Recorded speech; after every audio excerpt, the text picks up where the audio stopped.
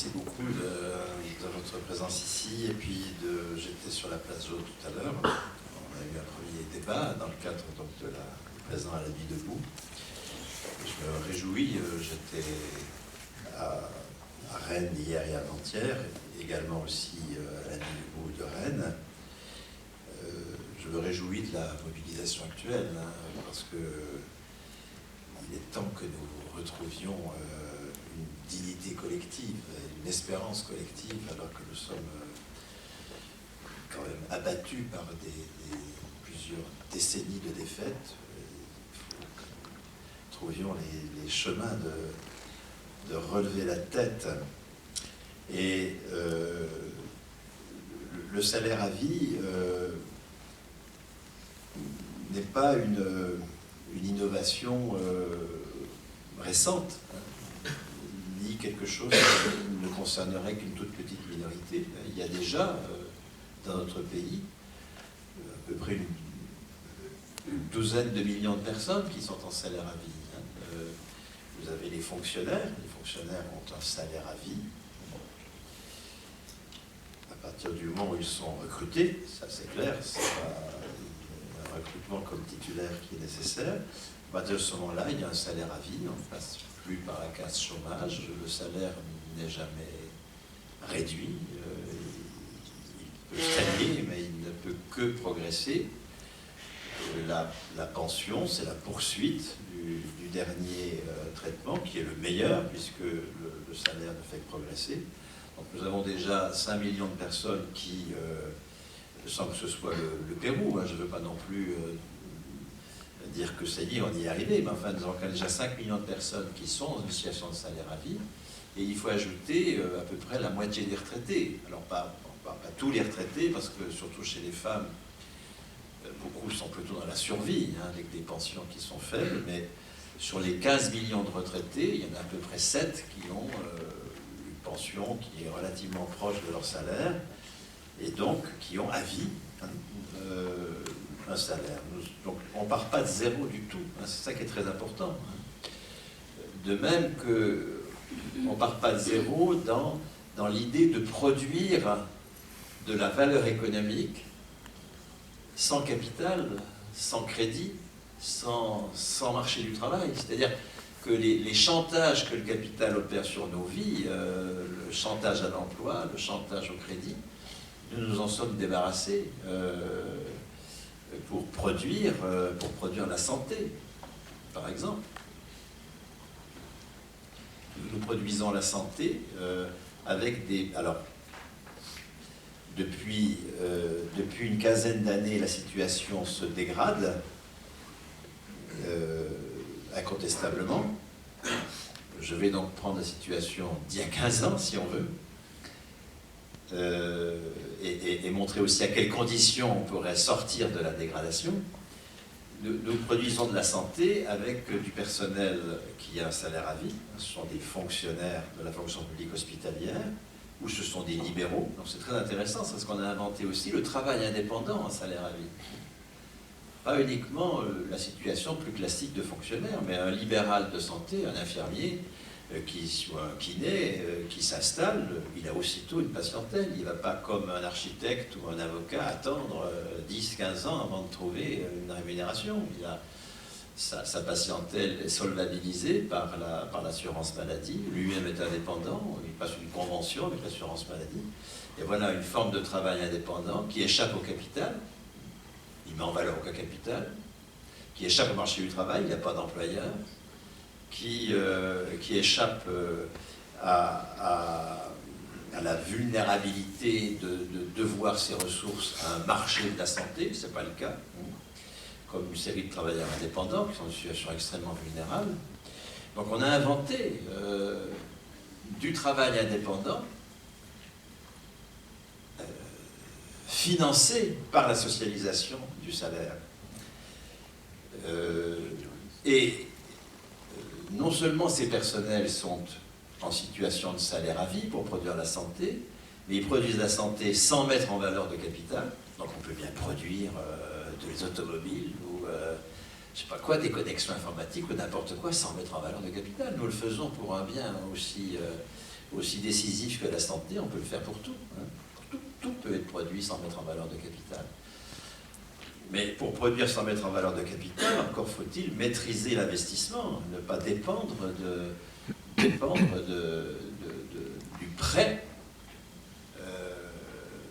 de groupes capitalistes pour financer l'investissement. Or, c'est bien ce que nous avons fait. Pour construire les CHU, dans les années 60, on n'a pas du tout fait appel au marché des capitaux, on n'a pas fait appel au partenariat public-privé, on n'a pas fait appel à tout ce qui aujourd'hui met les hôpitaux à genoux. Hein, on a augmenté le taux de cotisation maladie, c'est-à-dire qu'on a augmenté la part de la valeur que nous produisons, qui, au lieu d'aller au profit, nous revient à nous, dans une caisse que nous gérions, hein, que nous ne gérons plus maintenant, mais que nous gérions, que nous avons géré même tout seul, entre 1945 et 1960, le régime général a été géré par des salariés élus, hein, rappelez-vous les plus anciens d'entre nous, hein, les élections sociales, comme on disait, en 47, en 50, en 55, en 62, et ces élections donnaient lieu à un conseil d'administration qui était pour les 3/4 fait de salariés élus, qui élisaient les directeurs de caisse.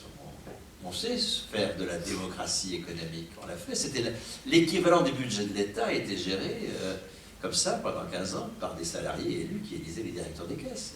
Ce que nous avons fait, nous pouvons évidemment le refaire. Et sans avoir à inventer des choses qui n'existeraient pas, sans avoir à chercher midi à 14 heures, en généralisant, en assumant les conquêtes de nos anciens. La proposition de salaire à vie, ce n'est pas une utopie. La proposition de salaire à vie, c'est le fait de retrouver notre dignité collective en honorant par l'action les conquêtes des anciens, en renouant avec la dynamique révolutionnaire que nous avons connue et qui a fait que nous avons été capables de produire de la santé sous un mode totalement non capitaliste. Pas de marché du travail, mais du salaire à vie. Pas de crédit, mais de la subvention de l'investissement par l'assurance maladie. Copropriété d'usage, qui ne va pas assez loin. Hein, on ne peut pas dire que les personnels de la santé soient vraiment les décideurs de ce qui se passe en matière de santé. Mais en tout cas, il y a un propriétaire lucratif qui se fait du fric sur le travail d'autrui. Il y a une copropriété d'usage. Ce que nous faisons qui concerne 10% du PIB, la santé c'est 200 milliards. Hein. J'enlève c'est 240 milliards, mais j'enlève les 40 milliards de médicaments, parce qu'hélas, les médicaments ils sont produits sur un mode capitaliste. C'est Sanofi, on n'a pas réussi à produire le médicament sur un mode non capitaliste, ni l'appareillage de soins. Mais en dehors de cela, les 200 milliards qui restent, c'est un usage anticapitaliste de la valeur économique. Et c'est de ça qu'il faut partir. Hein. Encore une fois, nous ne partons pas de zéro. Mais pour pouvoir dire, attendez, on va, après tout, puisqu'on le fait pour la santé, pourquoi pas le généraliser à tout. Pour se faire cette réflexion, il faut sortir d'une idée absolument fausse qu'on a de la production de santé. On dit que c'est de la dépense. Hein. C'est de la dépense. Alors, si c'est de la dépense, on ne peut pas généraliser de la dépense, il faut bien produire. Alors, vous prenez un des principaux obstacles à la généralisation de cette production non capitaliste, à laquelle, en particulier, la jeunesse aspire. Il y a une aspiration chez les jeunes à ne pas produire de merde pour le capital. Il y a une aspiration chez les jeunes qui ont une conscience écologique beaucoup plus forte que ma propre génération, à maîtriser la production, à ne pas faire de grands projets inutiles, à récuser l'obsolescence programmée, à ne pas se définir d'abord comme consommateur, enfin, etc., etc. Cette aspiration-là à maîtriser notre travail, nous pouvons la mener à partir de ce tremplin qu'a inventé la sécurité sociale. nous pouvons tous travailler sans employeur, nous pouvons tous travailler avec un salaire à vie, soit comme indépendants.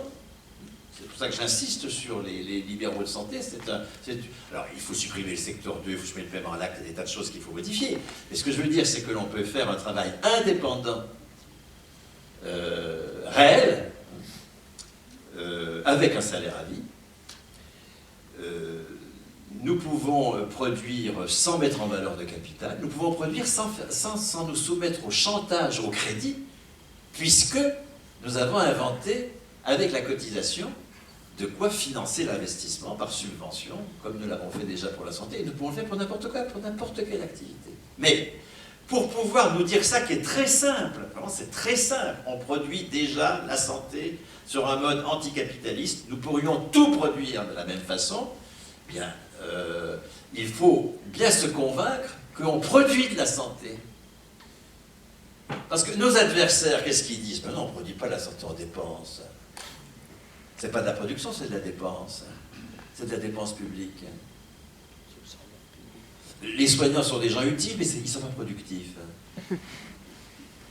Vous avez dans la vidéo d'Usul à laquelle Franck faisait allusion, et que beaucoup d'entre vous qui sont les jeunes ont vu, mais que d'autres n'ont peut-être pas vu, donc allez voir, vous faites Usul, U-S-U-L. Vous faites Usul Frio, là, sur un moteur de recherche quelconque, vous allez tomber dessus, d'accord et là, il y a un passage assez fandard sur la tonte de l'herbe devant chez soi. Pour bien faire comprendre le côté, l'enjeu de classe, vraiment un enjeu de classe qu'il y a à sortir de l'arpentation capitaliste du travail. Alors, c'est quelqu'un qui tombe la pelouse. Alors, ça peut être quelqu'un qui tombe sa propre pelouse. Alors, il sera réputé de ne pas travailler. Il est actif, c'est utile, vaut mieux tondre. Je ne sais pas, j'y connais rien en matière de permaculture, je ne sais pas s'il faut tondre, enfin, en tout cas, il tombe. Bon, d'accord. Il estime que c'est utile. Bon. Mais il est réputé de ne pas travailler. Il est utile, mais non productif. Si c'est un employé municipal qui vient tondre, alors lui, non seulement il ne produit pas, mais il dépense. Et si c'est le salarié d'une boîte capitaliste, alors il produit. Vous voyez qu'on est dans une convention sociale. Ce que nous appelons travail n'a aucun fondement dans la nature. La même activité, tondre une pelouse, elle va être réputée incolore et inodore pour de la production, premier cas, dépense ou production. Donc le travail, c'est pas faire quelque chose. Parce que faire la même chose, ça va être du travail, ça va être du non-travail, ou ça va être encore pire que le travail, une dépense. Ça, c'est ce que la religion capitaliste nous fait croire. Et j'emploie à dessein le terme de religion, parce que là, nous sommes dans la croyance la plus absolue, difficile à déraciner. Le type qui tombe sa pelouse, il estime qu'il ne travaille pas. S'il va arriver un employé municipal pour le faire, il dit bah oui, mais c'est quand même un coût, une dépense publique, utile, mais une dépense publique. Et il ne mettra pas du tout en cause le fait que si c'est un type de chez Veolia, ah ben non, ben, ça rentre dans le PIB, il produit. Ça, c'est notre adhésion spontanée au discours de nos maîtres. Vous comprenez que la classe dirigeante, la classe capitaliste, elle a tout intérêt à nous faire croire que ne travaillent que ceux qui mettent en valeur son capital. Qu'on ne travaille que si on va sur le marché du travail, implorer auprès d'un employeur le droit d'être reconnu comme travailleur, et qu'une fois qu'on est embauché, on produise des marchandises capitalistes qui vont mettre en valeur son capital. Et que nous pensions que, nous gobions la fable, que si on ne va pas sur le marché du travail, si on ne se soumet pas à un employeur, Si on produit pas de marchandises capitalistes, ben, on est peut-être utile. Ah, les soignants, c'est utile, les enseignants, c'est utile, les... je sais pas quoi. Mais c'est pas productif. C'est des gens qui pèsent. C'est des gens qui dépensent. C'est de la dépense publique. Que nos maîtres disent ça, c'est l'enfance de l'art. Ils ont tout intérêt à dire, si vous voulez qu'il y ait de la sécu, si vous voulez qu'il y ait des services publics, commencez déjà par alimenter notre profit. Et puis après, on pourra en mettre une partie à la disposition d'activités utiles mais non productives. Ils ont tout intérêt à se poser comme ayant le monopole de la production de valeur. Mais là où le problème arrive, c'est quand nous faisons l'écho de cette fable. C'est quand nous-mêmes, comme soignants, nous pensons que, certes, nous produisons des valeurs d'usage, nous sommes utiles, mais que nous ne produisons pas de valeur économique. Et que du coup, la façon dont nous produisons la santé ne peut pas être un modèle pour la production, puisque ce n'est pas de la production, c'est de la dépense. Vous voyez, si nous voulons sortir du carcan dans lequel le capital enferme le travail, en nous disant ne travaillent que ceux qui vont sur le marché du travail produire des valeurs marchandises capitalistes qui mettent en valeur du capital. On ne peut fonctionner pour l'investissement que par du crédit. On ne peut pas financer l'investissement autrement que par du crédit. Alors qu'on a prouvé. Écoutez, nous avons créé chaque jour, je retrouvais la statistique récemment, chaque jour, entre 65 et 75, nous avons construit un collège. Chaque jour. C'est un investissement énorme. Comment on l'a financé? En faisant appel au crédit, en faisant appel au partenariat public-privé, à toutes ces saloperies-là, en alimentant le profit du capital? Pas du tout, en augmentant les impôts. C'est-à-dire en augmentant la part de la valeur qui nous revient dans le trésor public. Alors certes, notre démocratie n'est pas suffisante, c'est pas nous qui décidons, il y a beaucoup de choses à faire. Mais ce que je veux dire, ça nous revient, et c'est une subvention du trésor public qui finance cet investissement. Du coup, cet investissement a été produit sans passer sous les fourches caudines de parasites que sont les prêteurs. Les prêteurs capitalistes sont des parasites puisqu'ils ne nous prêtent que ce qu'ils viennent de nous piquer. Il n'y a de crédit pour investir que parce qu'il y a eu prédation préalable. Les 400 milliards que nous investissons chaque année, nous produisons 2000 milliards, nous investissons 400 milliards. Les 400 milliards que nous investissons chaque année, c'est nous qui les produisons. C'est la partie de ce que nous produisons que nous ne consommons pas pour l'affecter à l'appareil productif, parce qu'il faut bien que l'an prochain, il y ait toujours de l'outil de travail, donc on ne consomme pas tout ce qu'on produit, on en affecte une partie. Sauf que cette partie-là, elle nous est piquée par les propriétaires de l'outil, qui ponctionnent sur la valeur que nous produisons une partie qu'ils vont ensuite, après nous l'avoir piqué, nous prêter.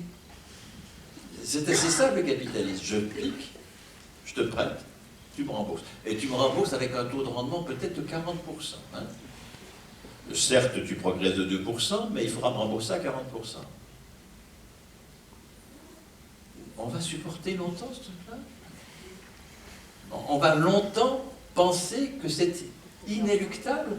On va être longtemps dans la religion capitaliste, la seule qui nous emmerde?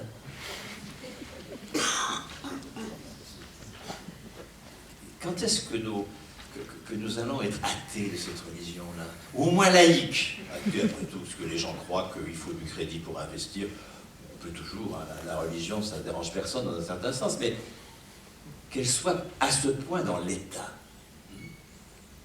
que l'État organise le marché du travail, c'est-à-dire un truc capitaliste qui n'a pas de raison d'être autre que la domination de nos maîtres, que l'État organise le crédit et l'appel au crédit, alors que ça n'a aucune autre raison d'être que la prédation capitaliste, que l'État légitime et défende la propriété lucrative, qui fait que quelqu'un, parce qu'il est propriétaire de l'outil, peut s'approprier une partie de la valeur produite par autrui. Là, nous sommes dans un pays qui n'est pas laïque. C'est clair. l'État est complètement investi par une religion, par une croyance qu'un soignant dépense. Est-ce qu'il ne va pas sur le marché du travail? Est-ce qu'il met en valeur au capital? Mais il dépense. Le problème, encore une fois, c'est pas que nos maîtres disent ça, c'est que nous y croyons. C'est ça le truc. Comment sortir de cette croyance? Bien sûr qu'un soignant produit de la valeur économique. Mais il le produit sur un mode anticapitaliste. Et c'est pour cela que la science économique va organiser un dogme qui dit que seule la production capitaliste est de la production, que le reste est de la dépense. Mais on n'est pas obligé de croire au dogme, et à supposer même qu'on soit assez con pour y croire, on peut se battre pour que ce dogme-là soit séparé de l'État. Nous devons organiser notre vie commune en dehors des institutions du capital. Toute notre vie commune, en termes de production, j'en s'entend, je m'exprime comme économiste, je n'ai pas de compétences sur le reste, mais toute notre vie commune en tant que production doit s'organiser sans marché du travail, donc avec un salaire à vie pour tous, sans crédit, donc avec une affectation d'une partie de ce que nous produisons à une cotisation économique qui permettra de subventionner l'investissement, et sans propriété lucrative, mais avec la généralisation de la propriété d'usage. Ça veut dire quoi en termes de citoyenneté? Si nous sommes les co-responsables de la production de la valeur économique, ce que le capital nous dénie entièrement. Le capital a pour nous un mépris absolu. Nous sommes des mineurs sociaux à qui il file du pouvoir d'achat. Le pouvoir d'achat, c'est un terme épouvantable. Voilà, tout ce que vous pouvez faire, mesdames, messieurs, c'est acheter. Vous n'êtes pas des créateurs, c'est pas vous qui produisez. J'ai, comme propriétaire de l'outil, comme prêteur, qui n'existe que parce que je vous ai piqué quelque chose, j'ai le monopole de la production. Vous, vous êtes des mineurs à qui je concède du pouvoir d'achat. Ce mépris anthropologique-là, il faut que nous le refusions. Et qu'est-ce qu'a fait de Montmondrier sinon le refuser? Quand il a conquis, à travers le régime général de sécurité sociale, j'ai pris cet exemple-là, mais il y a d'autres exemples, bien sûr, quand il a conquis, à travers le régime général de sécurité sociale, la possibilité d'être non pas des mineurs économiques à qui on concède un pouvoir d'achat, mais des producteurs qui ont un salaire à vie, qui produisent sans capital, qui produisent sans crédit. Qu'est-ce que c'est qu'une classe révolutionnaire? On a un très bel exemple historique, c'est la bourgeoisie. La bourgeoisie, c'est une classe révolutionnaire qui a réussi. Qu'est-ce qu'elle a fait pour réussir? Elle n'a pas dit à la féodalité, au-delà de là que je m'y mette. Elle n'a pas non plus milité pour un meilleur partage de la richesse. Elle n'a pas milité pour une bonne fiscalité, sur laquelle on piquerait sur les riches, parce que de l'argent, il y en a dans les poches du patronat. Elle n'a pas fait ces conneries-là. Elle ne s'est pas mise à la place de l'aristocratie pour continuer une production féodale. Elle a produit autrement. Elle a travaillé autrement. Elle a prouvé que sa façon de produire à elle était plus efficace que la façon de produire avec le servage. Elle a prouvé que des hommes libres, alors libres entre guillemets, hein, sur un marché du travail, finalement c'était plus productif que des serfs. Elle a prouvé qu'en offrant un destin à chacun, on lui ouvrait une capacité que les États, on naissait dans un État, puis on y restait indéfiniment, toute sa vie, que l'absence de destin qu'offrait un système aristocratique pouvait être dépassée. Donc elle n'a pas mieux réparti la richesse. Elle n'a pas changé le curseur en sa faveur. dans le partage de la richesse. Elle n'a pas fait une bonne fiscalité. Laissons tout ça à Piketty, laissons tout ça à une gauche de gauche qui est devenue inaudible parce qu'incapable de dire autre chose que ça, hélas. Je suis au Parti communiste. Je sais de quoi je parle. Je suis à la FSU, je sais de quoi je parle. Je suis solidaire de cette organisation. Je lis l'UMA tous les jours et je fais le même appel que mon camarade, parce que c'est le seul journal de gauche que nous avons dans ce pays, évidemment. Mais nous ne sommes pas à la hauteur. Nous ne sommes pas à la hauteur. Nous ne sommes pas à la hauteur parce que nous sommes dans une optique de meilleur partage de la richesse. Or, une classe révolutionnaire, c'est pas une classe révolutionnaire, c'est pas une classe qui pique aux riches. Une classe révolutionnaire, c'est une classe qui est produite autrement que la classe dirigeante, qui impose un autre mode de production, plus humain, pour nos jours aujourd'hui plus écologique, etc., etc. Ce que la bourgeoisie a fait, et nous pouvons le faire, contre elle, puisque c'est aujourd'hui elle qu'il faut déloger. Et déloger la bourgeoisie, c'est pas lui piquer ses sous. La bourgeoisie, elle n'est pas obsédée par ses sous, elle est obsédée par son pouvoir. Il n'y a que ça pour elle qui compte, parce que c'est la condition pour avoir des sous. Et son pouvoir, c'est sa capacité à organiser le travail. C'est elle qui dit où seront les usines, ce qu'on produira, etc., qui les ferme, qui les ouvre, etc. Tant que c'est elle qui fait ça, nous ne pourrons pas sortir de notre marasme. Or, nous avons déjà inventé l'alternative. Pas moi d'ailleurs, hein, des anciens qui se sont organisés dans la CGT, dans le Parti communiste, chez les trotskistes, chez les anards, qui se sont organisés pour créer le statut de la fonction publique, pour créer la sécurité, enfin, le régime général de sécurité sociale, pour nationaliser EDF-GDF, etc., etc. Seul contre tous, seul contre tous. Il faut arrêter l'idée qu'il y aurait eu un CNR où tout le monde était des gaullistes communistes, c'est de la blague. Donc, ce que cette génération a su faire, à nous de le continuer. Arrêtons de célébrer, arrêtons de commémorer. Ne commémore que des gens qui n'ont plus de futur. Continuons. Un exemple pour continuer. Je vais vous donner un exemple que j'ai donné sur la place haute tout à l'heure. Mais d'abord, le projet général. Le projet général, qui est un projet donc, de généralisation de ce qui se passe, ou de ce qui s'est passé, parce que ça a été partiellement détruit ou dénaturé, avec une étatisation, avec Juppé a été complètement étatisé, avec les ARS qui sont des saloperies, en fait, etc., le système de santé, bien sûr, mais généraliser ce que nos anciens ont su construire. Il ne s'agit pas de le défendre c'est foutu, hein. On ne fait que perdre quand on se défend. Il s'agit de le généraliser. Généraliser le salaire à vie, généraliser la propriété d'usage des outils de travail, généraliser le financement de l'investissement par subvention et non pas par crédit.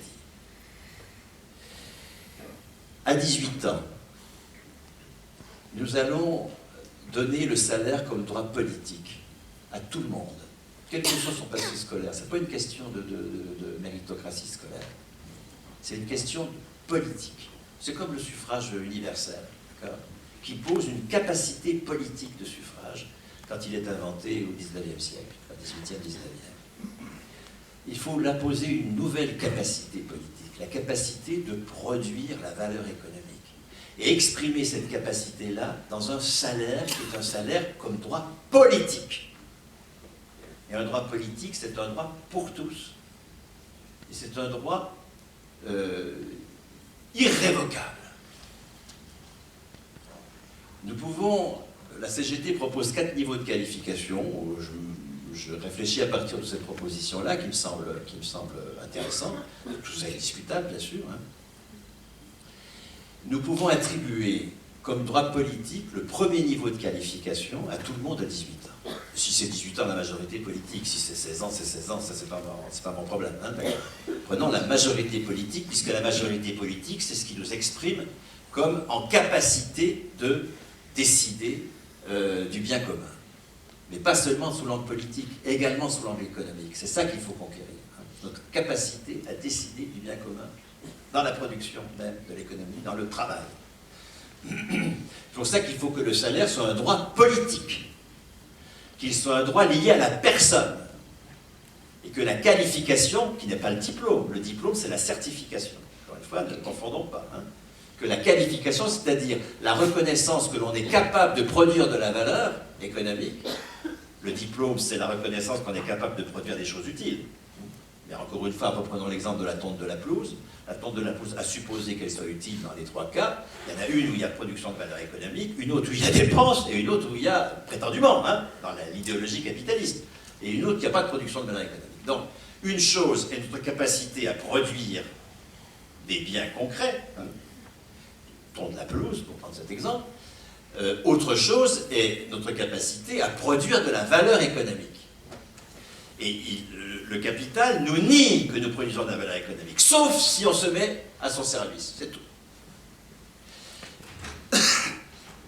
Faire œuvre anticapitaliste, mais une œuvre anticapitaliste qui, encore une fois, ne soit pas un truc utopique, qui soit la généralisation d'un déjà là, et que nous retrouvions notre dignité parce que nous serons fidèles à notre histoire. Être fidèles à notre histoire, et non pas la piétiner, dans une espèce de nostalgie. Être fidèle à notre histoire, c'est la poursuivre. C'est faire le même effort collectif que ceux qui ont construit les innovations révolutionnaires de 45-46. Le même effort collectif. À 18 ans, donc, tout le monde a un droit politique au salaire. 1 500 € par mois net, puisque c'est en gros ce qui est donné pour aujourd'hui comme devant correspondre au premier niveau de qualification.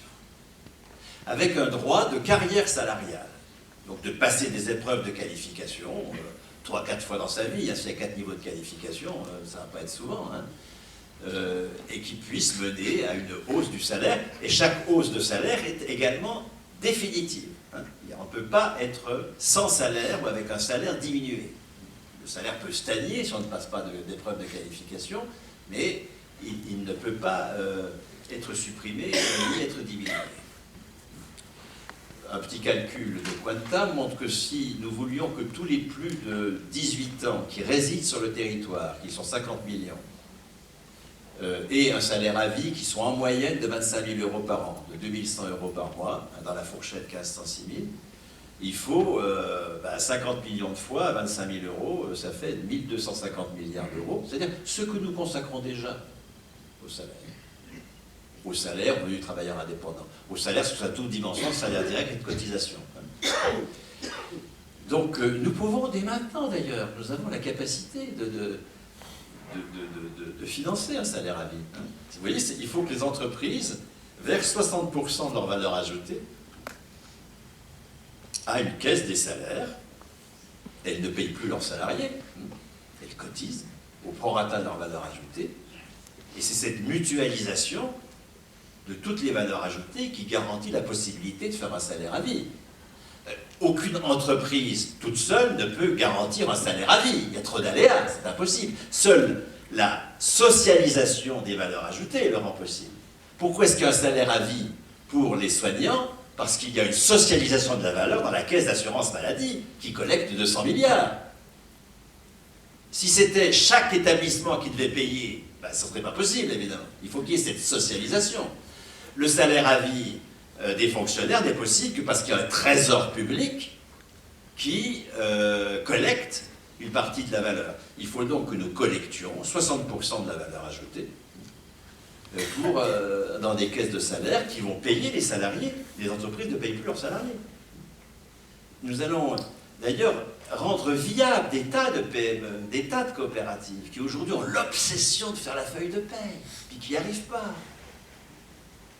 Non, elles contribueront à hauteur de leur valeur ajoutée. Faible valeur ajoutée, faible cotisation, forte valeur ajoutée, forte cotisation. On mutualise. C'est ce qu'on fait avec la Sécu. La Sécu, c'est taux unique de cotisation. Surtout pas de variation du taux selon les entreprises ou les branches. Surtout pas de modulation de la cotisation. C'est une erreur stratégique. Taux unique pour qu'il y ait socialisation de la valeur. C'est décisif, ça.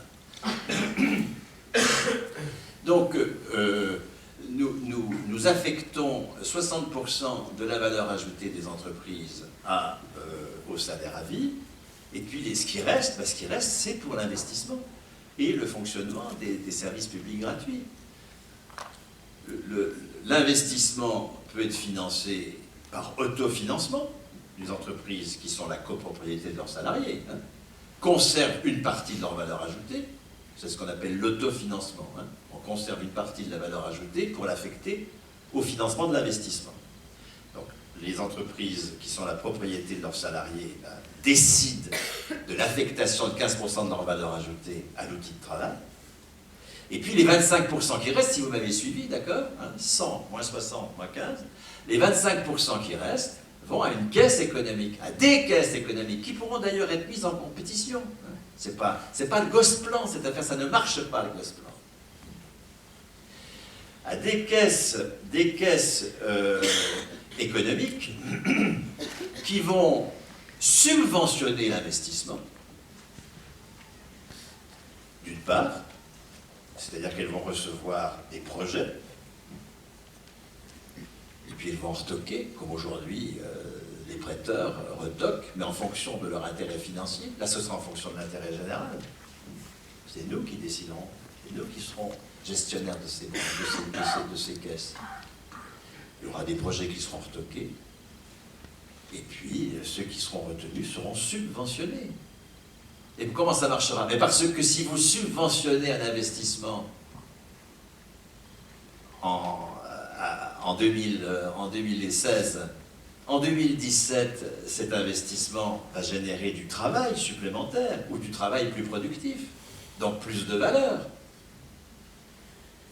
Et cette valeur va pouvoir aller à une cotisation économique qui va à nouveau abonder les caisses qui, en 2017, vont subventionner un investissement nouveau qui, en 2018, générera une valeur. Enfin, c'est le travail qui génère de la valeur, mais générera un travail supplémentaire au plus productif, et donc une valeur supplémentaire avec une cotisation. Et en 2000, vous voyez comment nous avons remplacé. Encore une fois, il n'y a rien que nous n'ayons déjà fait dans ce que je présente. Ce n'est pas le système Friot que je présente. Des fois, on dit Friot présente son système. Pas du tout. J'essaye d'honorer les centaines de milliers de militants qui ont laissé leur peau dans cette affaire. Et je ne fais pas de pathos, parce qu'ils ont laissé leur peau, ils ont laissé leur honneur professionnel, ils ont laissé beaucoup souvent leur emploi, etc., pour construire tout cela. Moi, j'essaye d'être à la hauteur de cela.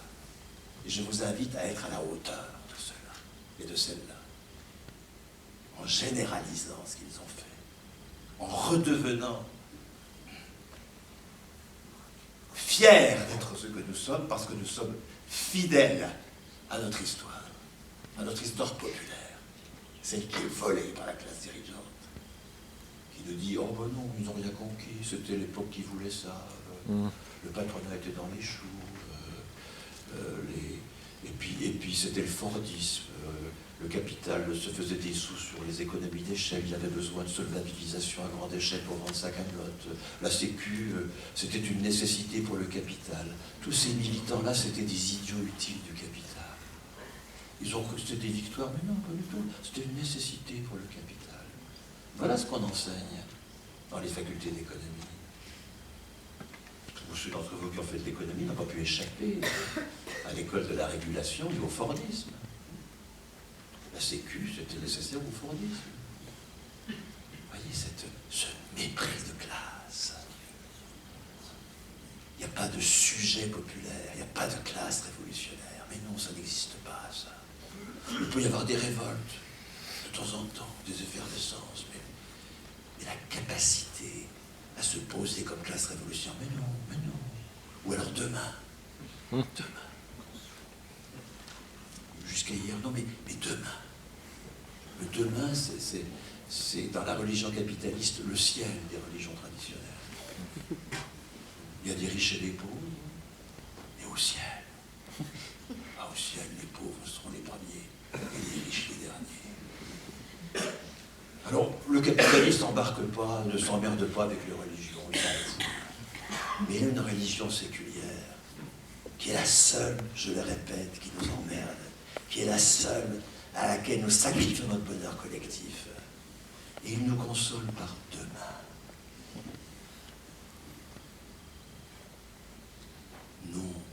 Nous avons déjà les institutions révolutionnaires d'une autre façon de produire, sans employeurs, sans actionnaires, sans prêteurs, sans propriétaires lucratifs.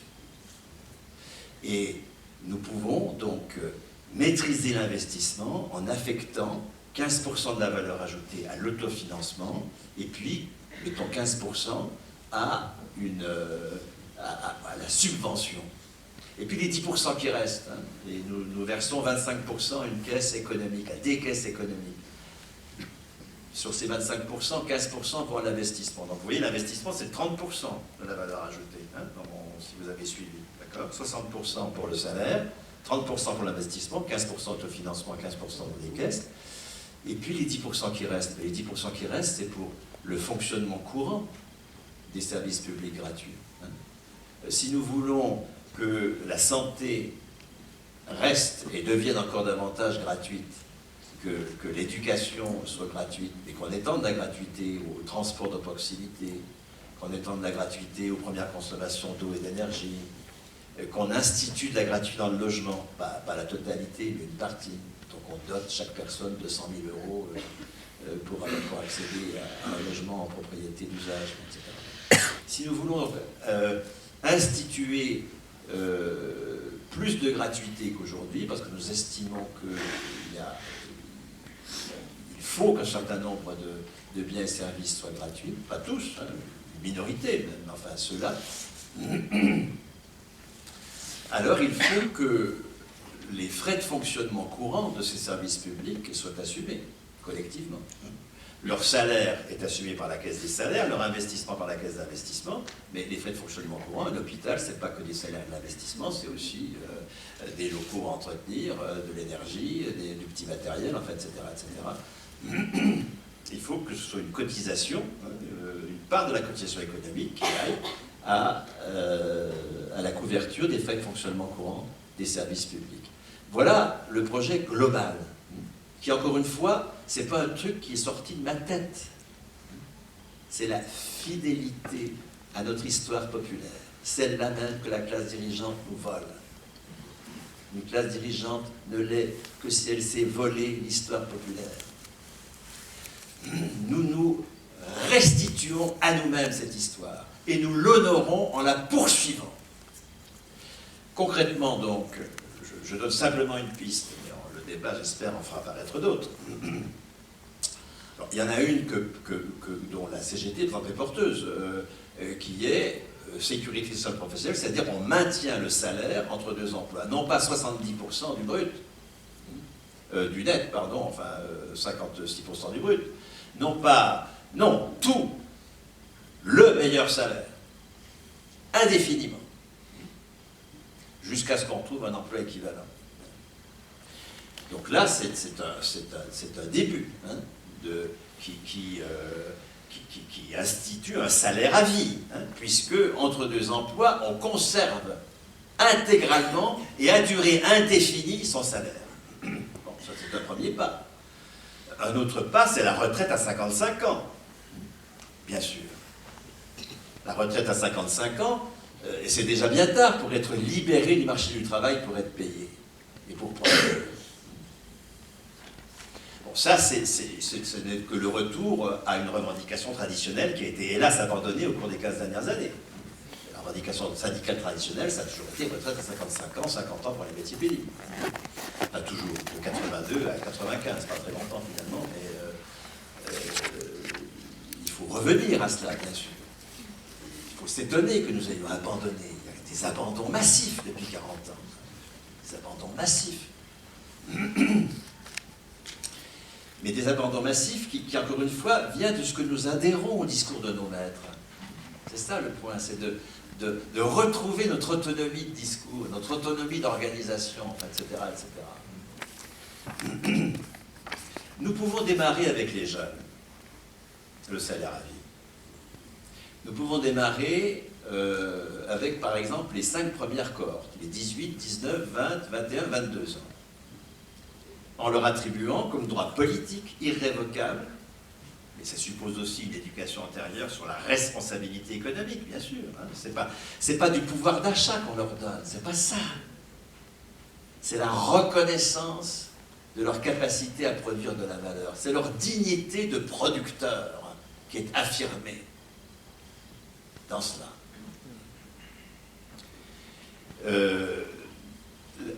C'est le refus de l'infantilisation dans laquelle il met le capital. C'est le refus du mépris anthropologique dans lequel il me tient. C'est ça. C'est pas autre chose. C'est de relever la tête par un droit politique. Il y a 750 000 personnes par cohorte, à peu près. Hein. Donc ça fait 5 cohortes, ça fait 3 500 000 jeunes de 18 à 22 ans.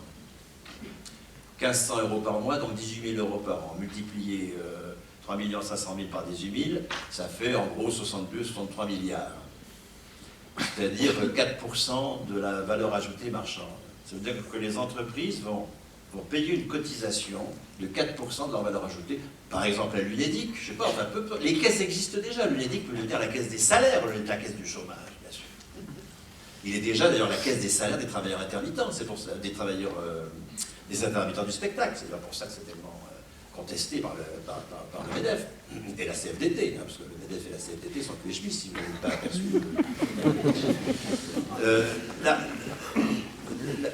Lorsque... mais je m'étais dit que je ferais d'attaque inutile. J'en perds mon latin. Il ne faut pas faire ça. Vous l'enlèverez de la vidéo aussi. Non, ça ne sert à rien. Je suis maintenant de plus en plus convaincu que tout ça ne sert à rien. Dénoncer ne sert à rien. Quand je fais des manifs, moi je me fais balancer des tracts, et les 3/4 c'est de la dénonciation. Je suis encore plus malheureux quand je les ai lus qu'avant. Alors je ne les lis plus du coup. Et si je les distribue, évidemment je ne les lis pas pour les distribuer, mais sinon je suis pas malheureux.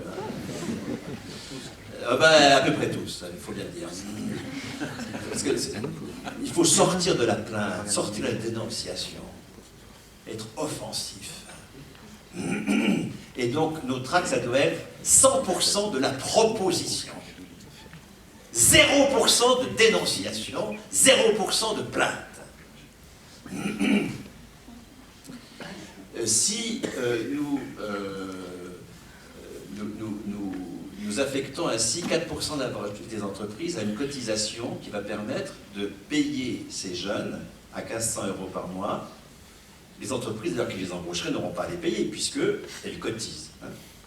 On commence à initier le fait que ce n'est pas l'entreprise qui paye, elle cotise au prorata de sa valeur ajoutée. C'est la caisse qui paye. Mais ce coût supplémentaire va être compensé par quoi?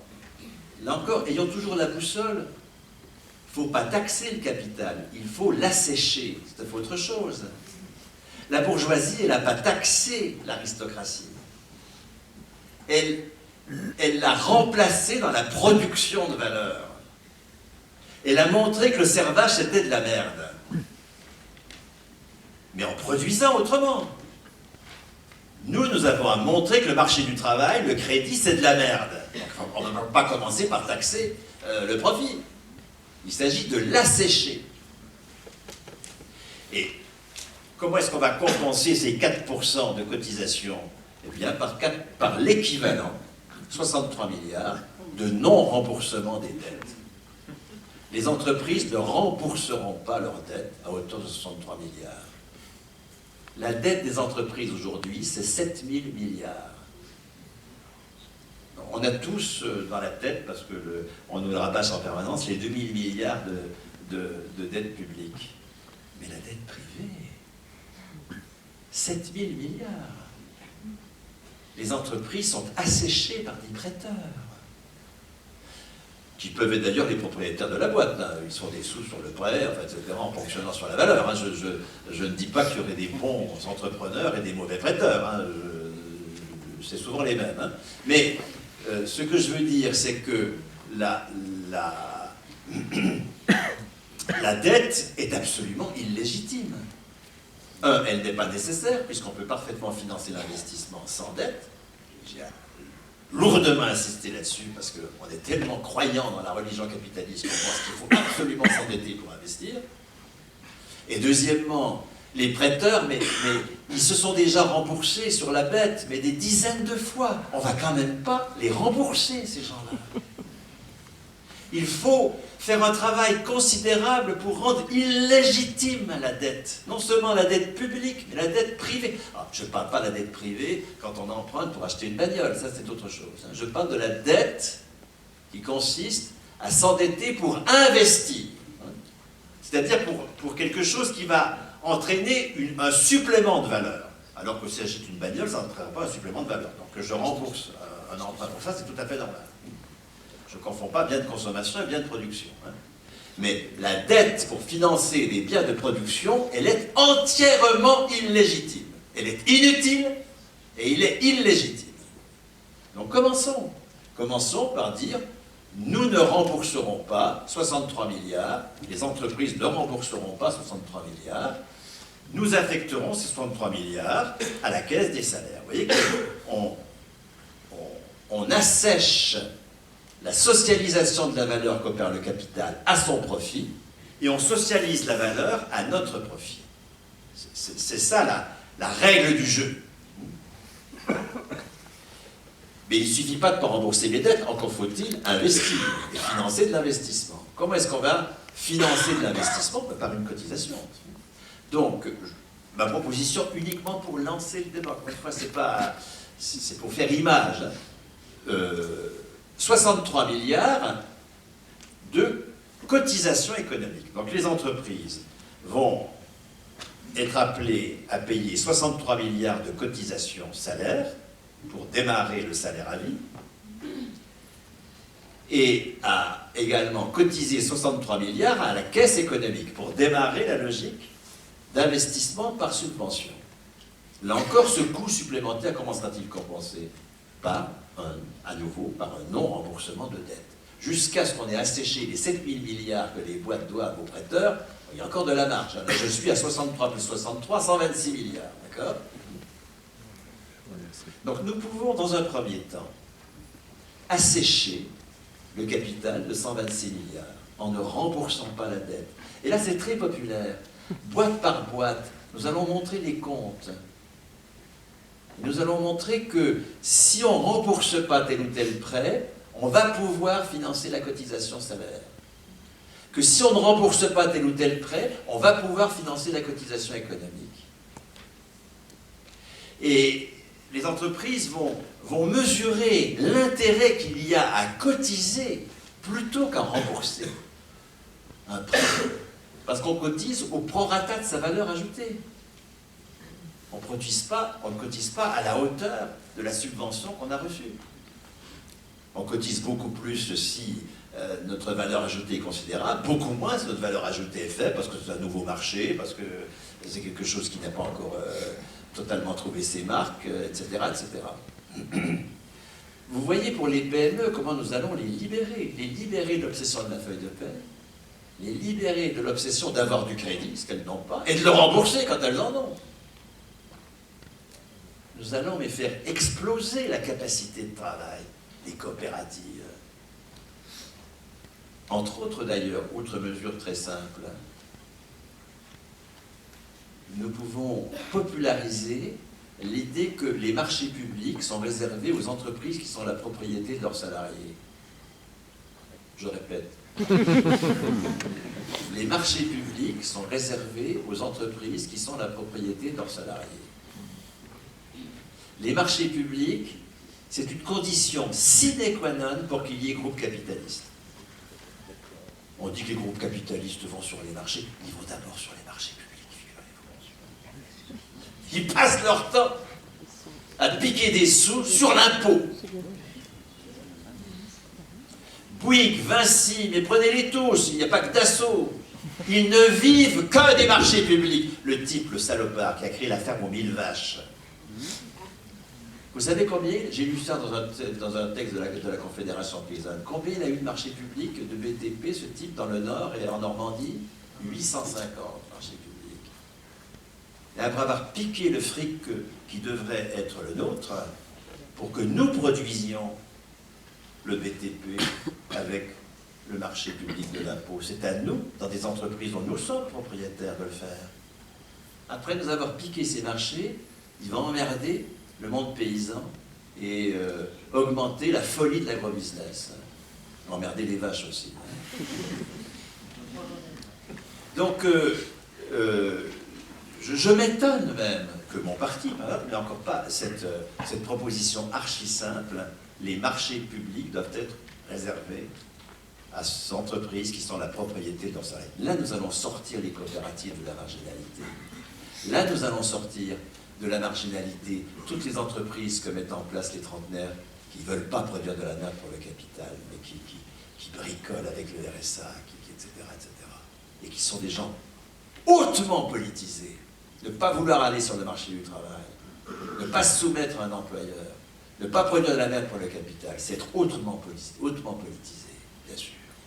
Et il faut que nous soyons capables d'accompagner cette politisation de la jeunesse qui peut se dévoyer complètement dans un projet capitaliste qui est prêt et qui exprime tout à fait la loi travail.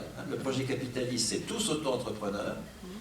Les capitalistes ne veulent plus s'emmerder avec la fonction d'employeur.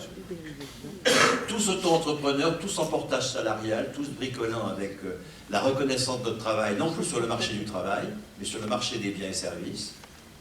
Et compte tenu et donc effondrement du code du travail, il n'y a plus besoin de code du travail dès lors que nous sommes dans des relations commerciales. Et comme ça introduit une insécurité totale, compensation de cette insécurité par deux choses, le revenu de base. Le revenu de base, c'est l'atout majeur du capital aujourd'hui. Il ne veut plus s'emmerder à être employeur. Uber ne s'emmerde pas à être employeur. Il fait même des pubs avec des chauffeurs qui disent « Ah, je suis content, je suis mon patron. »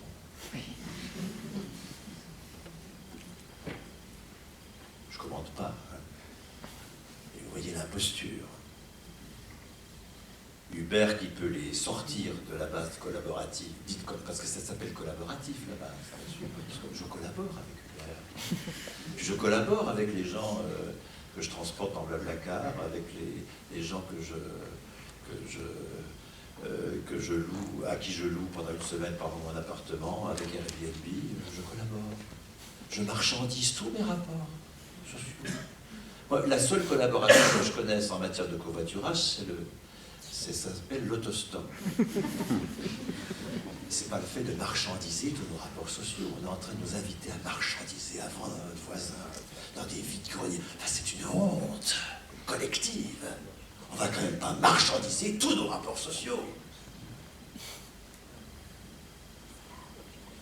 Donc, ces jeunes hautement politisés, qui, beaucoup plus que ma génération, ne veulent pas produire de la merde pour le capital, ils peuvent être tentés par un projet qui est complètement récupéré par le capital.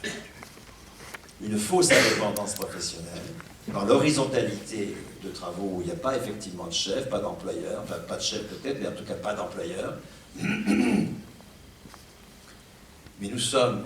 Et puis le revenu de base. Et puis, troisième élément du projet capitaliste, le CPA. C'est-à-dire que, vous connaissez peut-être pas, hélas, le CPA, c'est le grand projet social de ce quinquennat. C'est, dans les commentaires que je lis, y compris à gauche de gauche, c'est la seule chose sauvable de la loi El Khomri. C'est quand même incroyable d'en arriver à un degré d'effondrement idéologique tel qu'on pense que le CPA est sauvable. Je m'explique sur ce point, en conclusion, parce qu'il faut être un peu clair sur ces questions. Il y a une telle confusion, y compris dans l'humain. Et là, c'est pour ça que j'ai fait cet entretien en tout cas. Je l'ai sollicité en disant, enfin, arrêtez de dire des conneries sur le CPA. Donc, Ah ben c'était efficace, oui, oui. J'ai eu 2 pages pour essayer de ne pas dire de conneries sur le CPA, oui. C'est le compte personnel d'activité. C'est ce que négocie la CFDT et le MEDEF depuis 1992. Chaque fois que vous avez un ANI, il y a un compte nouveau qui apparaît. Le compte jour, le compte formation, le compte pénibilité.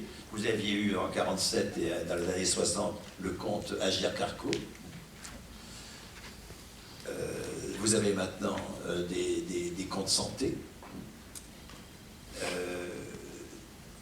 Il s'agit que, à la mesure de notre performance sur le marché du travail, parce qu'on a des bons emplois, qu'on est rarement au chômage, à la mesure de cette performance, nous accumulons des points dans des comptes, des points formation, des points jour, etc., des points retraite. C'est-à-dire que là, nous sommes aux antipodes de la Sécu. La Sécu, c'est ce qui crée une possibilité de travailler sans marché du travail, sans capital, sans prêt. Là, c'est aux antipodes. Nous n'avons de droit qu'à la mesure de soumission au marché du travail. Et alors, la loi travail, elle ajoute que les indépendants vont avoir droit au CPA. C'est-à-dire qu'à la mesure de leur performance sur le marché des biens et services, puisque eux, ils sont sur le marché des biens et services, ils font des vidéos, ils font de la production bio, ils font de la culture, enfin, etc. Ils sont sur le marché des biens et services. À la mesure de leur performance sur ce marché des biens et services, ils n'ont plus d'employeurs. Il n'y a plus de code du travail. Il n'y a plus de respect des heures, il n'y a plus de respect des questions de santé, etc., etc. Mais il va y avoir chaque fois que vous faites une performance, bling, vous avez un point sur votre compte jour. Ça va vous donner un peu de droit à chômage. Vous avez un point sur votre compte formation, ça vous donnera des droits à la formation. Vous avez un point sur votre compte retraite. C'est-à-dire que vous êtes complètement assigné au marché des biens et services et à votre performance sur le marché des biens et services.